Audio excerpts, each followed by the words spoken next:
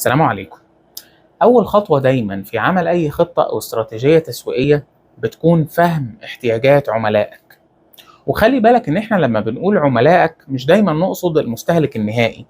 ممكن نكون نقصد المستهلك النهائي في حالة إنك مثلا فاتح مطعم أو سوبر ماركت، ولكن في حالات تانية بيكون أنت عندك مصنع مواد خام مثلا وبتدي المصنع تاني، أو عندك مصنع ملابس وبتدي المحلات جملة على سبيل المثال.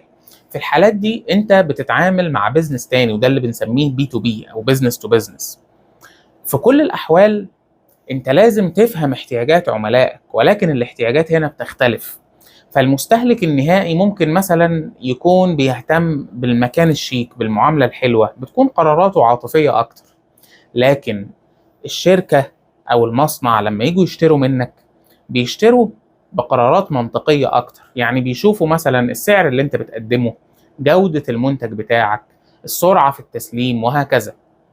في الحالتين بيكون المفتاح الأساسي لنجاحك هو فهم احتياجات الشخص اللي أنت بتتعامل معاه، عشان لما تقدر تلبيها تحقق ربح، وبكده العجلة تستمر ويبقى أنت بتعمل تسويق ناجح وعندك بيزنس ناجح. لو عايز تعرف أكتر عن التسويق وإدارة الأعمال اعمل لايك وشير للفيديو وتابع الصفحة. السلام عليكم.